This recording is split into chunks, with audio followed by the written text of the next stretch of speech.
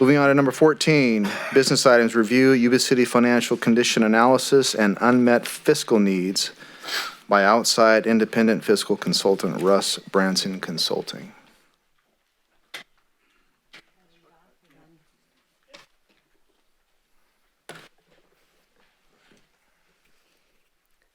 Good evening, Mayor and members of the City Council. Finance hires consultants to provide periodic fiscal updates to City Council to keep them apprised of the city's financial activities and trend data compared to similar local agencies. During the budget process this past year, and since then, there have been numerous requests by departments for financial resources that we are just simply not able to accommodate. The economic expansion cycle that we are currently in has been the longest in history. Therefore, the next economic downturn is something that can be anticipated. Staff wants to be sure that the City Council and constituents have a clear understanding of the city's economic condition and our long-term fiscal sustainability from a budgetary perspective. My concern is this: if we are still in a period of economic expansion and we can't afford to do the things that we need to do now, how are we going to be able to afford to do them when the next economic downturn occurs? A specific example of not being able to do what we need to do are the rehab improvements to Fire Station 2. The total estimated cost of the project is $2.4 million. It was put out to bid earlier this year, but we only have $1.1 million available for funding. This led staff to question what else is there that is out there. We hired Russ Branson Consulting Services as an independent third-party expert to perform a financial condition review. Russ has extensive experience in the municipal finance field and comes to us with a wealth of information. We wanted him to provide City Council with a presentation outlining first where we are at, and then the areas he feels we are vulnerable because we have a great deal more in fiscal needs than what the city can accomplish with our current existing resources or with the use of reserves. With that, I would like to introduce you to Russ and ask him to please go through his presentation. Russ Branson Consulting. All right, thank you, Robin and Council. And I'm actually I feel honored to be here on Robin's last council meeting. I've known Robin for a number of years. I have worked with her doing this type of presentation for the city for the last 6 years. But prior to that, when I was finance director for City of Roseville, Robin was a colleague, and I know she's going to be missed statewide by finance professionals. Thank you. All right. So with that, and Robin will stand by in case you have any really deep technical questions that she might be better able to answer. But I just want to start off with saying, just with the overall view of the city's finances, you have recovered from the Great Recession, and I think you've been able to adopt an annual balanced budget, maintain and increase some your budget reserves. I think with Robin's leadership, have paid down some CalPERS unfunded liabilities that actually reduce future costs, pension cost increases, and you've been able to maintain a well-qualified and dedicated workforce to provide city services. But even with these accomplishments, the city does have several challenges that will be difficult to meet, I think, including providing raises and paying market demands for staffing for city positions, especially police positions. It's difficult to recruit. Funding deferred and ongoing the maintenance of city facilities and infrastructure, expanding for facilities to meet future community needs, and paying for increasing benefit costs, as we'll talk about a little more, especially CalPERS and health, along with material supplies and service costs. So with that, the purpose of this presentation is to provide an overview of the city's current and past financial condition. I think it's important to look back, and it's maybe even honoring to Robin what she's been able to bring the city through over the past 10 or so years post-recession. Review the city's future budget challenges, and then discuss some options in the pursuit of a continued balanced budgets. So with that, it's just that, the city, looking at some key economic indicators, two big ones here, unemployment and poverty rate. Unemployment is way down from what it used to be, but it's still higher than the state of California, about the same as Sutter County in general. Poverty rate, much higher than the state and actually much higher than Sutter County. And per capita income and median household income are also lower, as well as median home values. All these to say that the services demanded and the needs within the community are great and greater than those on the state overall. But the underlying economics are challenging for the city in terms of generating increased revenues. Business cycle risk. On the right side of this chart shows the length of recovery expansion periods since 1970. We are now in actually the longest recovery from a recession in U.S. history, so at about 128 months. The chart on the left shows what has been a good leading indicator of future recessions, which is the spread between a 10-year and a 2-year treasury. And when you see it get below that zero, it's called an inverted yield curve. It's a fancy term for people think it's, you get more money for investing in 2 years than you do for 10 years, which is kind of reverse of what we usually think. That looks like that's an indicator. It has been over the last 40 years of recession. I mean, at some point we're going to have a recession, but it's difficult to predict when. But it'll happen at some point. We're probably closer to the next one than we are further away from the last one.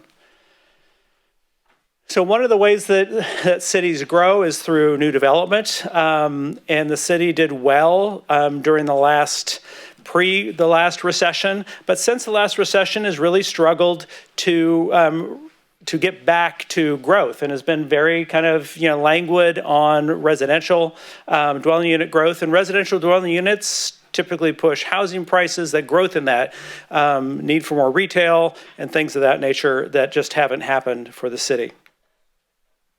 So I want to go back and talk about the impacts of the Great Recession and what happened. So we'll see a lot of kind of historical charts. This one goes back to 2006, and this is the net revenue. So it's the revenues minus expenses, which you can see you're doing really well in 6, 7, starting to get a little less well in 8. And then FY9 through FY 2013, a 5-year period, the city was spending more than it brought in, which means it was using its reserves to survive.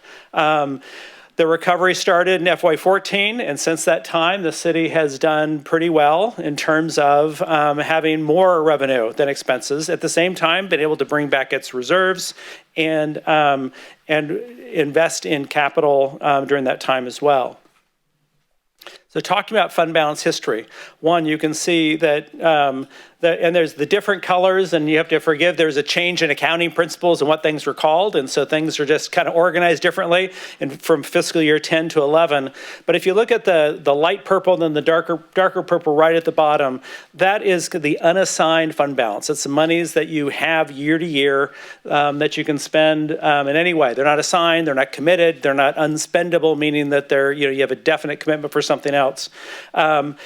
And from the low point in FY11, the city has both increased reserves as well as increased your reserve policy reserve target. So now you retain about a 15% reserve of your overall expenses. So with that, again, 15% reserve, which is actually for a lot of cities is a very strong reserve, and so it's something to be commended. The GFOA, the Government Finance Officers Association, recommends 2 months, which is about 16.7%. Many cities aren't able to meet that. 15% is pretty close. But you also need to think about, as you look at your reserves, is the kind of the operating risk and the risk of an economic downturn, as well as any Yuba City specific risks and things that have been experienced in this area in the last few years have been floods and fire, as well as just the need to invest because of deferred maintenance. And we'll talk about that a little more in just a few minutes.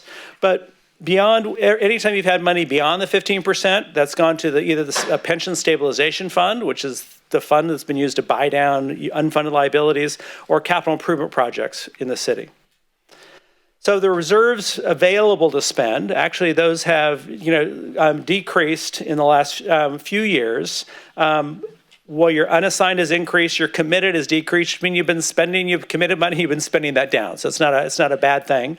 And overall, you've maintained your 15% reserve, but if you look at committed and unreserved, it's up to 20%. So the city has been able to maintain a healthy balance there.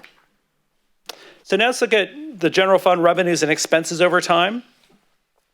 Historical revenues. So the historical revenues, that dip of revenues after the recession, and then this latest growth. While the growth has been really good the last few years, if you look back from 2008 to 2020, that it's about 1.6% a year. So that's actually just around CPI growth, and CPI has been pretty low the last 12 years.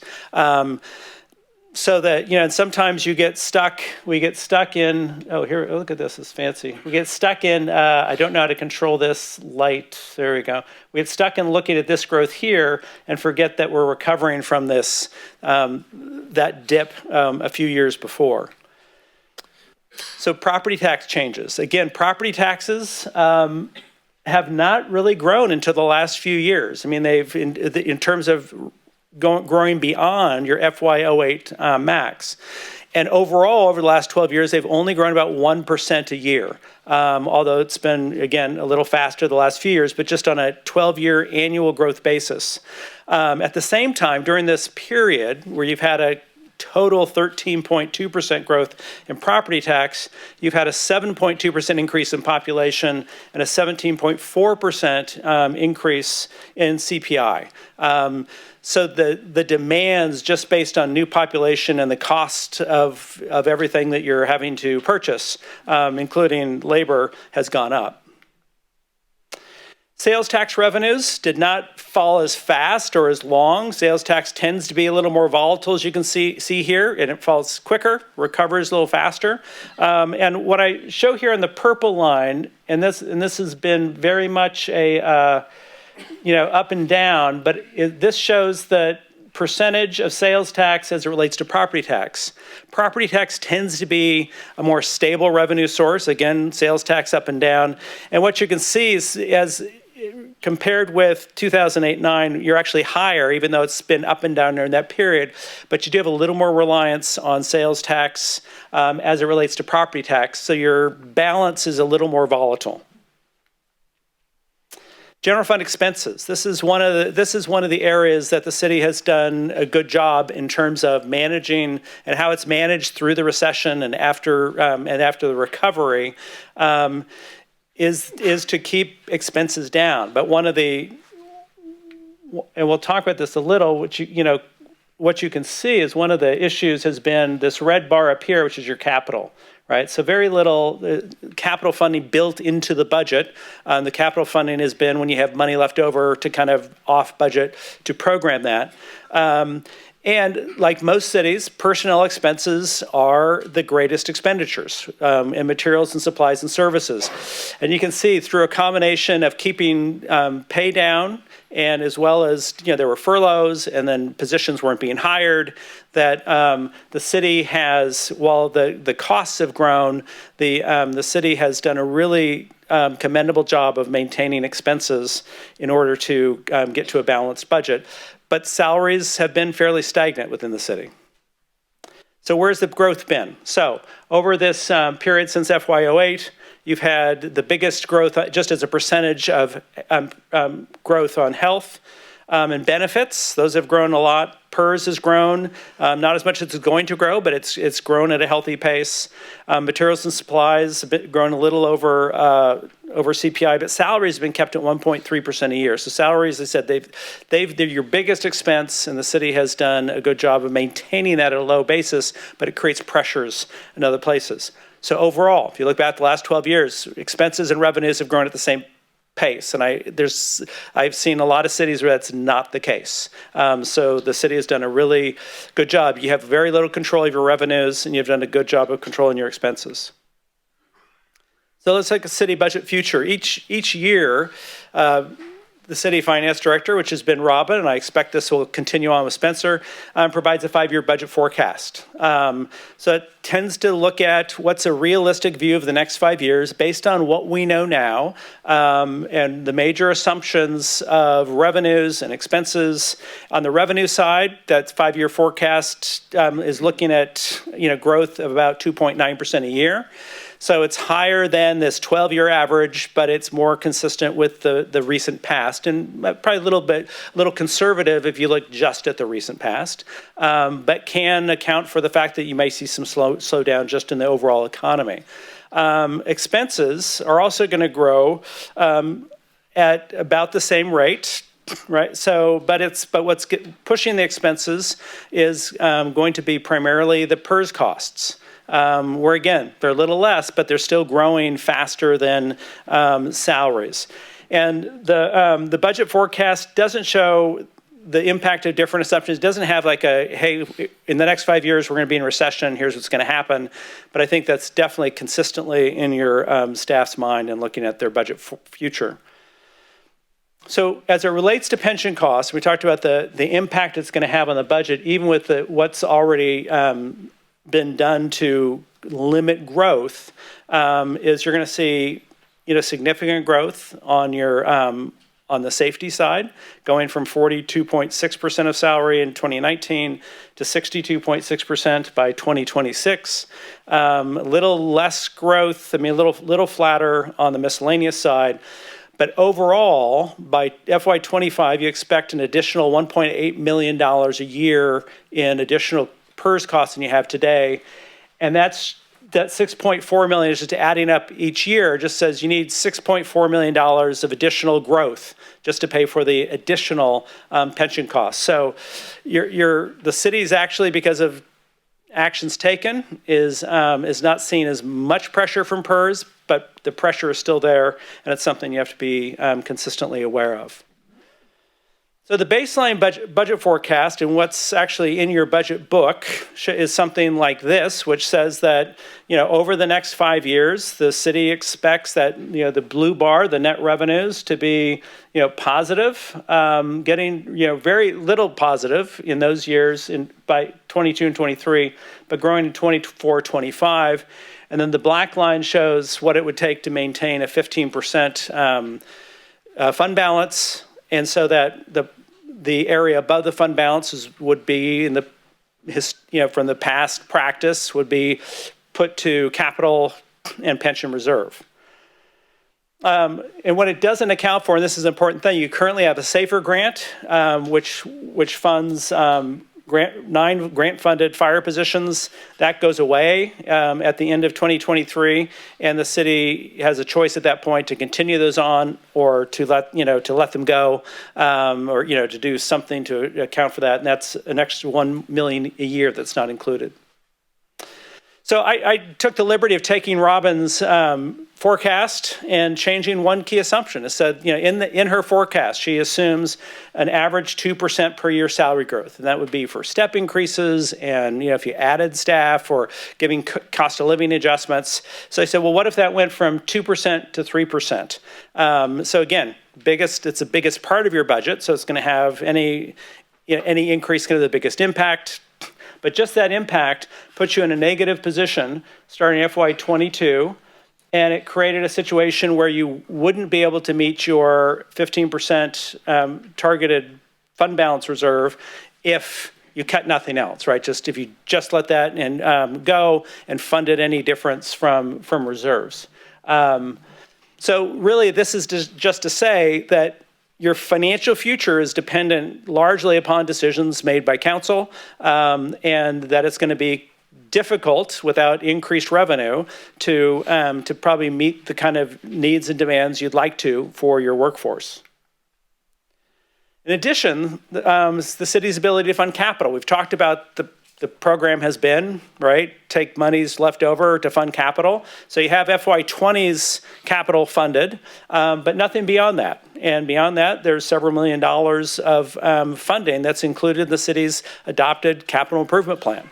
So that's, again, something that you would probably more likely want to build into the budget if you could, rather than waiting for that to be just as available funds. But that was one of the things that had to be done to balance the budget overall post-recession. So let's talk about some of those other unfunded capital projects. We heard mentioned today, potholes. So like most cities, and I haven't seen many that have very high pavement condition index or PCI. The city's currently is 61, which is considered fair, and I'd like to get 70, which is good, which 70 is a very fair kind of target. But to get to there, to really improve the streets, it's $7.8 million a year of investment. And the city currently, between new gas taxes from the state under SB 1, as well as money set aside for road rehabilitation, you have just under $2 million a year that's being allocated to that. So there's a distance there between what you would like to invest and what you can invest. Robin mentioned Fire Station 2, the fact that the bid was $2.3 million, more than twice the money the city had set aside, so it's back to the drawing board. In addition, it's the Fire Station number 1 and the Fire Station headquarters. A feasibility study was done on replacing those facilities, and then the cost in that feasibility study for both of those facilities was almost $16 million. And again, the city doesn't have the money identified for that yet, but it does have the picture on top is the current Fire Station number 1, and the rendering, the conceptual elevations are below for that as well.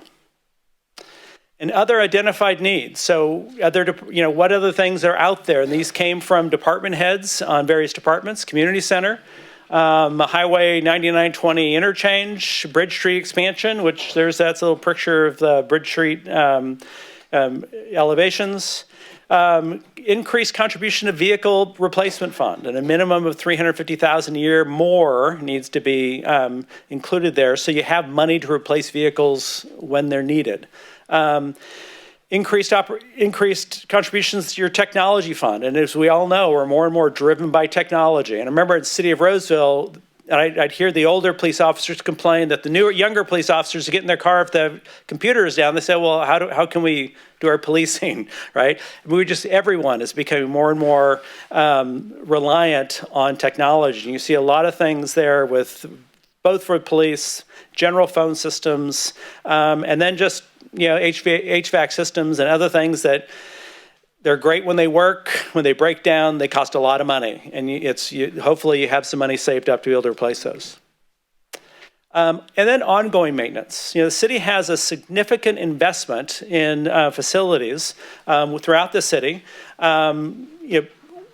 Including, all the buildings in the city is about 570,000 square feet across all departments. It has an insurance value of $220 million. So is that the actual replacement value? Probably not, but it's the one, it's a value I could hang on to. It's like, well, there's some valuation of these things. But if not kept in good repair, the replacement of these facilities is significant. Just like you're seeing with fire stations number 1 and 2. The costs are really high. Additional examples of some of the needs are parks is identified $11 million needed over the next 12 years. So turf and irrigation, playground replacement, senior center remodernization, Gosh Park, aquatic park amenity updates, which is a big piece of that. But you've seen cities during, not so much now, but during the recession, where the playground equipment becomes dangerous, has to be taken out. The city doesn't have enough money to put a new one in, right? So those are the kinds of things you want to be able to maintain your facilities, and it can be significant. So looking at options in pursuing a balanced budget. Elements of a strong financial condition. These are, this is what things I look at is and I think they're the things you look at, can you provide the services needed by the community at a level desired by the community? So it's not just balancing your budget, it's also having service sustainability.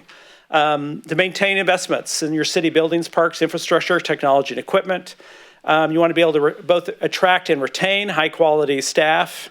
Ability to make new investments in the community as the needs and condition of the community change.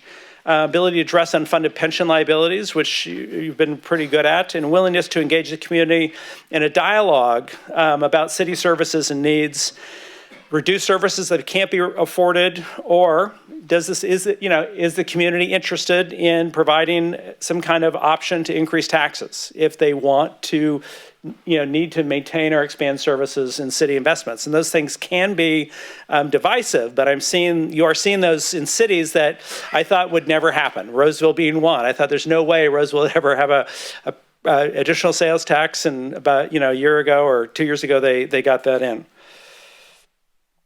Because one of the reasons that we talk about, revenues or service, how do you maintain your services, is as a city, you have very little you can do in terms of increasing revenues without a vote of your residents. Prop 13 of 1978, that's the limitations of property to 1% of value and limit on growth and value, and saying you can't increase your property taxes, right? You can do a GO bond and increase your property taxes for capital, but you can't increase your property taxes even if you wanted to, even if people wanted to vote for it, can't increase your property taxes for operations. Prop 218 kind of is it's the son of Prop 13, and it said, hey, assessment districts have to be voted on. And they have to directly relate to value to a property, which killed lighting and landscaping districts for a lot of communities and other kind of assessment districts. It also said, special taxes 2/3 vote, general taxes 50% vote.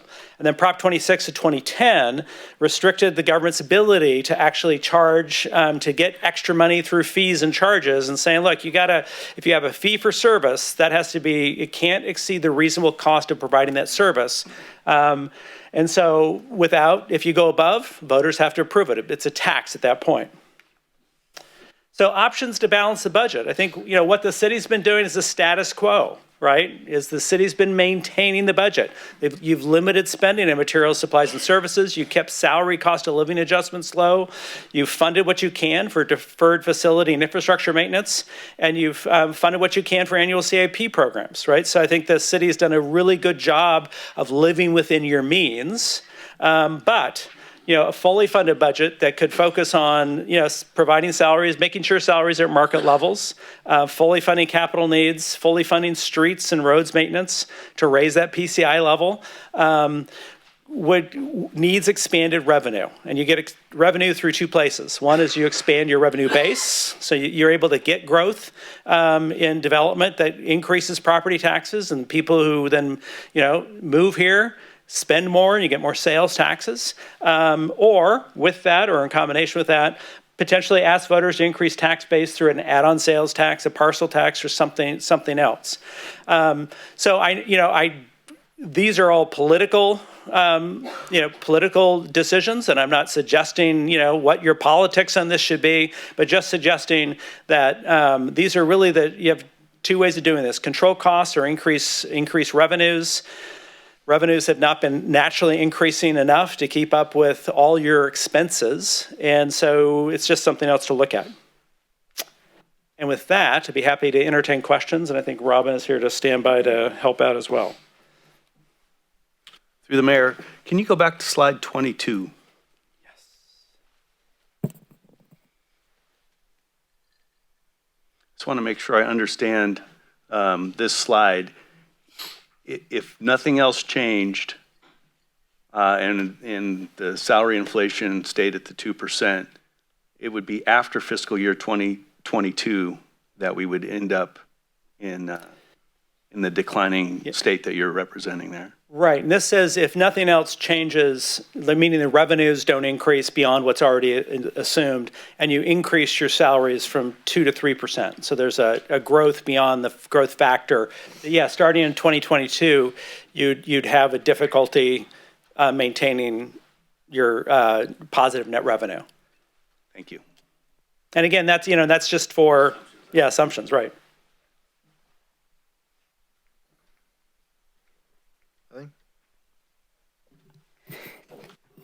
Through the mayor, I was listening intently to your presentation, and it was interesting to hear about the different areas that you utilized in order to identify what our community looks like, what potential revenues, and what we might have to do in some decisions.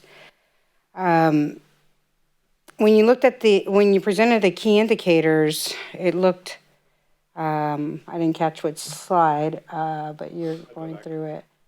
It was interesting to see in the way that you were identifying that our revenue streams, the sales tax and property tax are some of the major revenue streams, but this is what our economy of the people that live in our community represent. Right. And so you also stated about in order for us to move to increase revenue, there is a need for development. And so it's interesting to me to see who buys those homes or who needs to get what they need. Yeah. So what have you seen in other cities when you have this type of existing community? What I've Improve it. Well, I'll give an example of two cities I've done recent work in, which are bigger cities, but one is Salinas, which has actually, similar kind of city demographics, and much larger, and similar. It's an agriculturally based city, or an actual, economy, right, around them. They have actually instituted 2 additional sales taxes to provide, kind of bridge that gap between revenue. At the same time, they're pursuing growth, what's called their East Area Plan, and they're trying to do some things downtown. So they're doing everything they can to encourage growth, which I think the city is as well. I know there's lots of plans out there for trying to grow the city. But they felt like they had to come to do a voter-approved sales tax, and they actually did 2, and they've added on like a 1.5%, which I'm not recommending you do that much here. And the other is I'm doing some work right now in the city of Oxnard, and similar, kind of lower, lower socioeconomic demographics. And they also have a 0.5 cent sales tax. Okay. So I think that's been a way that a lot of cities, just because, man, they're doing everything they can, and they're just not getting the additional revenue to maintain the city in a way they'd like to. So, and then proposing some of the potential improvements for the city, it's almost about a $40 million, it seemed, just based on the numbers that I was able to calculate. Yeah, just these are things that are kind of going on in the city right now, okay. Right? Yeah, so this is not anything new. I think it's more the roads, or just what your public works department says, hey, here's what we need to get this up. The fire station, you've done a feasibility study that's that. And then unfunded capital projects are things that you may not, may not have the money to, but things that have been identified as needs of the community. Whether they can be funded or not is the other question. Okay, thank you.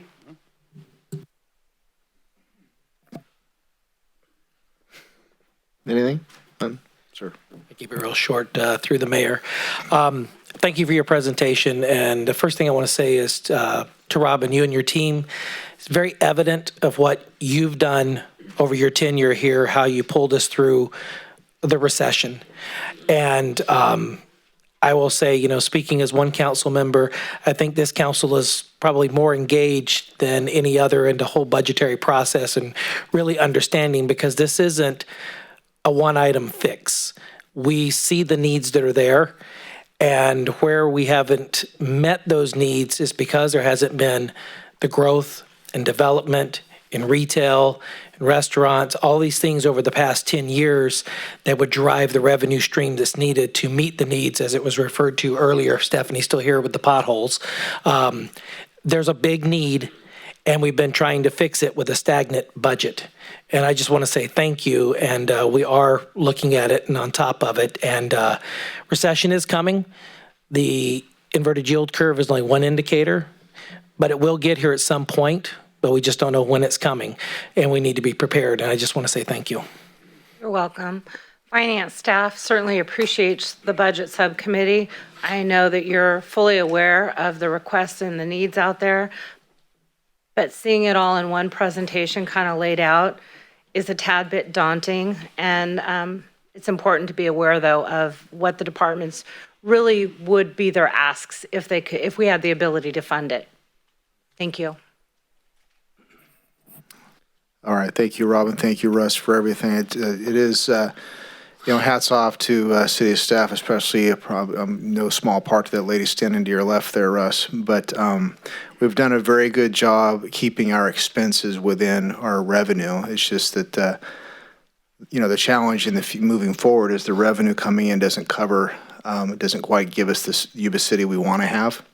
And we're also circling the drain on potholes and infrastructure and everything else. So definitely some challenges ahead, but we are still in the black, which is, one positive thing for sure. So thank you very much for your input. Would anybody from the public care to comment on the presentation at all? Please feel free if you'd like to. Yes, ma'am, if you'd like to come up to the podium if you don't mind.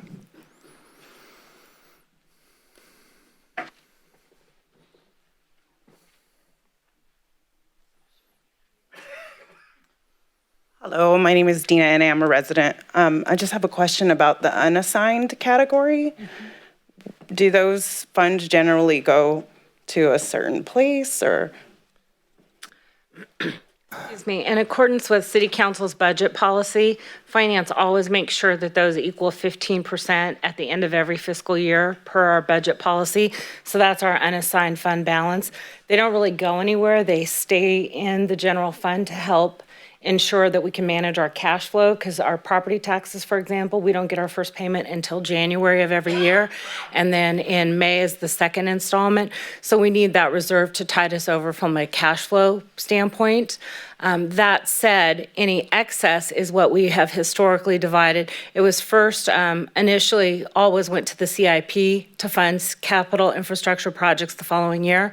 Now we split it between that and the pension stabilization fund to help buy down PERS costs and to have a kind of a rainy day fund for PERS purposes. So it does remain at 15%. You're welcome. And it's always raining in the land of PERS lately, that's for sure. Anybody else care to talk?